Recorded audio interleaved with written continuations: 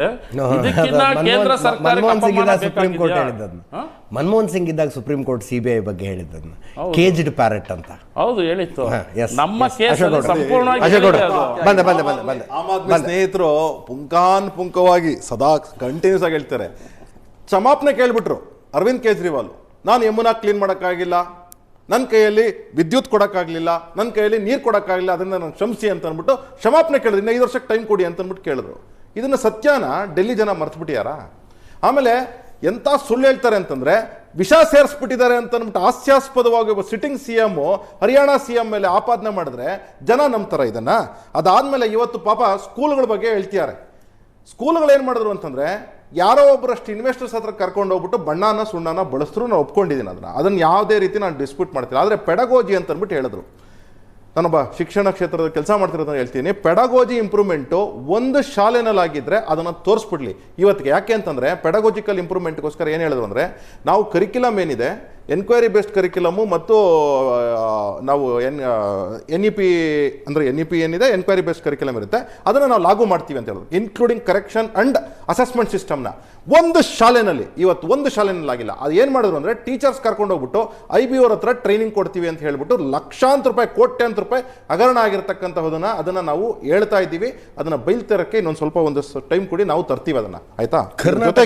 ಜೊತೆಗೆ Mohalla clinic 1500 Mohalla clinic, ಒಂದೇ ಒಂದು ಕ್ಲಿನಿಕ್ ವಿಕ್ಟೋರಿಯಾ ಆಸ್ಪತ್ರೆ ಏನಿದೆ ಯಾವ ರೀತಿ ಇದೆ, ಅಥವಾ ಬೋರಿಂಗ್ ಆಸ್ಪತ್ರೆ ಏನಿದೆ ಕಾಂಗ್ರೆಸ್ ಸರ್ಕಾರದಲ್ಲಿ 50 ರೂಪಾಯಿ ಬದಲು 150 ರೂಪಾಯಿ ಮಾಡಿ ಆ ರೀತಿ ವ್ಯವಸ್ಥೆ ಕೊಟ್ಟೋಗ್ಬಿಟ್ಟಿದೆ ಮೊಹಲ್ಲಾ ಕ್ಲಿನಿಕ್ಸ್. ಸುಮ್ಮನೆ ಹೇಳೋದಷ್ಟೇ, ಕ್ಲೈಮ್ ಮಾಡ್ಕೊಳ್ಳೋದು. ನಮ್ಮ ಇಂದಿರಾ ಕ್ಯಾಂಟೀನ್ ಆಗಿಲ್ವೇ ಎಲ್ಲ ಕಡೆ ಮಾಡಿದ್ದು, ಆದರೆ ಏನು ಮಾಡಿದ್ದು ಭ್ರಷ್ಟಾಚಾರ. ಅದಕ್ಕೊಂದು ಕಂಪ್ಲೇಂಟ್ ಆಗಿದೆ, ಅದೆಲ್ಲ ಆಗಿದೆ. ಇವತ್ತು ಡೆಲ್ಲಿ ಪೊಲ್ಯೂಷನ್ ಬಗ್ಗೆ ಅರವಿಂದ್ ಕೇಜ್ರಿವಾಲ್ ಮಾತಾಡಿದ್ರು. ನಾನು 2013, 2015, 2019ರಲ್ಲಿ. ಆದರೆ ಪೊಲ್ಯೂಷನ್ ಇವತ್ತಿಗೂ ಸಹ ಡೆಲ್ಲಿನಲ್ಲಿ ಕಡಿಮೆ ಆಗಿಲ್ಲ.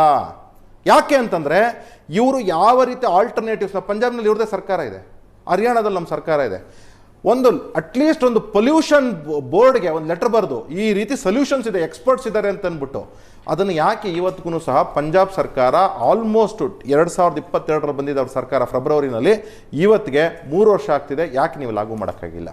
ಅದನ್ನೇ ಅದೇ ಸೊಲ್ಯೂಷನ್ ಹರಿಯಾಣ ಸರ್ಕಾರಕ್ಕೂ ಬರೀರಿ. ಆಗದೇ ಇದ್ರೆ ನೀವು ಆಮೇಲೆ ಪೊಲಿಟಿಕಲ್ ಆಪಾದನೆಗಳನ್ನ ಮಾಡಿ. ನೀವು ಒಂದಲ್ಲ, ನೀವು ಹೇಳಿದ್ದೇನು ಅಂತಂದ್ರೆ ನಾನು ನೀಟ್, ನಾನು ಕ್ಲೀನ್.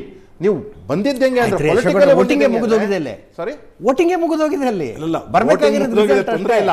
ವಿಚಾರ ಏನು ಅಂದ್ರೆ ಎಕ್ಸಿಟ್ ಪೋಲ್ ನಿಮಗೆ ಫೇವರೇಬಲ್ ಆಗಿದಾವೆ. ಅಜಿತ್ ಅವರೇ, ಎಕ್ಸಿಟ್ ಪೋಲ್ ನಂಬರ್ಗಳು ನಿಮಗೆ ಫೇವರೇಬಲ್ ಆಗಿದೆ. ಸತ್ಯ. ನಾನು ಏನು ಹೇಳ್ತಿದ್ದೀನಿ ಅಂದ್ರೆ, ಈಗ ಪ್ರತಿಯೊಬ್ಬರಿಗೂ ಒಂದು ಪರ್ಸೆಪ್ಷನ್ ಇದೆ. ಅಜಿತ್ ಅವರೊಂದು 20 ವರ್ಷ ಕೆಲಸ ಮಾಡೋರೆ, ನಾತು ಅವರೊಂದು 20 ವರ್ಷ ಕೆಲಸ ಮಾಡೋರು, ನಾನೊಂದು ಇದು ಎಲ್ಲರಿಗೂ ಒಂದು ಪರ್ಸೆಪ್ಷನ್ ಇರುತ್ತೆ. ಆ ವ್ಯಕ್ತಿಯಿಂದ ಒಂದಷ್ಟು ವಿಚಾರಗಳನ್ನ ಎಕ್ಸ್ಪೆಕ್ಟ್ ಮಾಡಲ್ಲ ಜನ. ಆ ವ್ಯಕ್ತಿ ಹಿಂಗಿರಲ್ಲ ಅಂತ ಅನ್ಕೊಂಡಿರ್ತಾರೆ. ಆ ವ್ಯಕ್ತಿನೇ ಹೋಗ್ಬಿಟ್ಟು ಲಿಕ್ಕರ್ ಸ್ಕ್ಯಾಮ್ನಲ್ಲಿ ಹಾಕೊಂಡು 50,000 ಕೋಟಿ ಹಗರಣ. ಇವ್ರು ಹೇಳ್ತಾರೆ ED ಅವರು ಡೀಟೈಲ್ ಆಗಿ ಬರ್ತಿದ್ದಾರೆ ಯಾವ ರೀತಿ ಹಗರಣ ಆಗಿದೆ ಅಂತ ಹೇಳಿ. ಯಾರೋ ಒಬ್ಬರನ್ನ ಬೇಲ್ ಸಿಕ್ಬಿಟ್ಟಿದ್ದಕ್ಕೆ ಅಲ್ಲಿಗೆ ಸೋನಿಯಾ ಗಾಂಧಿ ಅವರು ಬೇಲ್ ಸಿಕ್ಬಿಡ್ತು, ಅಲ್ಲಿಗೆ ಅವರು ಆಪಾದನೆ ಹೊಟ್ಟೋಯ್ತಾ? ರಾಹುಲ್ ಗಾಂಧಿ ಬೇಲ್ ಸಿಕ್ಬಿಡ್ತು, ಅಲ್ಲಿಗೆ ಆಪಾದನೆ ಹೊಟ್ಟೋಯ್ತಾ? DK ಶಿವಕುಮಾರ್ ಬೇಲ್ ಸಿಕ್ಬಿಡ್ತು, ಆಪಾದನೆ ಹೊಟ್ಟೋಯ್ತಾ? ಹಾಗಂದ್ರೆ ಬೇಲ್ ಸಿಕ್ಬಿಟ್ಟಿದ್ದಕ್ಕೆ ಅರವಿಂದ್ ಕೇಜ್ರಿವಾಲ್ಗೆ ಆಪಾದನೆ ಹೊಟ್ಟೋಗುತ್ತಾ? ಹೋಗಲ್ಲ. ಜನಕ್ಕೆ ಗೊತ್ತಿದೆ ಯಾರು ಎಲ್ಲಿ ಏನು ಹೇಳಿದ್ರು ಅಂತ ಹೇಳಿ. ಜನ ನಾವು ಅಂದ್ಕೊಂಡಿರ್ತೀವಿ ಮೆಮೊರಿ ಶಾರ್ಟ್ ಅಂತ. Definitely memory is not short. ಏನಂದರೆ ನೆನಪಿಸ್ಕೊಂಡಿರ್ತಾರೆ, ಯಾವತ್ತು ಕೈ ಕೊಡಬೇಕು ಅಂತ ಕೊಡ್ತಾರೆ. 2020ರಲ್ಲಿ ಚುನಾವಣೆ ನಡೆದಾಗ ನನಗೆ ನೆನಪಿದೆ, ಯಾವುದೋ ಒಂದು ಪ್ರೈವೇಟ್ ಚಾನಲ್ಲು, ಹೆಸರು ಬೇಡ, ಆ ಪ್ರೈವೇಟ್ ಚಾನಲ್ ಆಮ್ ಆದ್ಮಿ ಅವರು ನಾವು ಗೆದ್ದೇ ಗೆಲ್ತೀವಿ. ಇವತ್ತು ಪಾಪ ಜಗದೀಶ್ ಅವ್ರು ಮಾತಾಡ್ತಿರೋ ರೀತಿ ನೋಡಿದ್ರೆ ಸೋಲನ್ನು ಎಕ್ಸೆಪ್ಟ್ ಮಾಡಿಕೊಂಡು ಕೂತ್ಕೊಂಡಿರಂಗಿದೆ. Number is different. Vote share ಏನಿದೆ ಬಿಜೆಪಿಗೆ, we are close to 50%. We may not cross 50% vote share, but we are close to 50%. ಅದು ಶತಸಿದ್ಧ. ಯಾಕೆಂದ್ರೆ ಲೋಕಸಭಾನಲ್ಲಿ ಏನಿತ್ತೆ ಜನ ನಂಬಿದ್ರು. ಅಂದ್ರೆ ಸ್ಪ್ಲಿಟ್ ವೋಟ್ ಬಗ್ಗೆ ನಾವು ಮನೇನು ಮಾತಾಡ್ತಿದ್ವಿ. 50% ಮೇಲೆ ಹೋಗಿದೆ.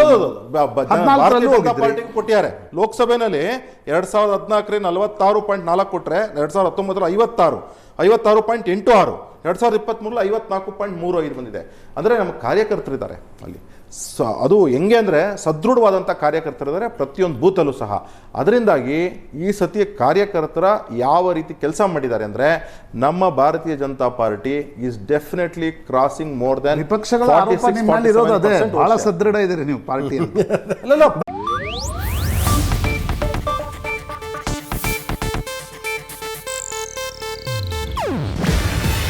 ಇದು ಏಷ್ಯಾನೆಟ್ ನ್ಯೂಸ್ ನೆಟ್ವರ್ಕ್ ಪ್ರಸ್ತುತಿ. ನೀವು ನೋಡ್ತಿದ್ದೀರಾ ಏಷ್ಯಾ ನೆಟ್ ಸುವರ್ಣ ನ್ಯೂಸ್.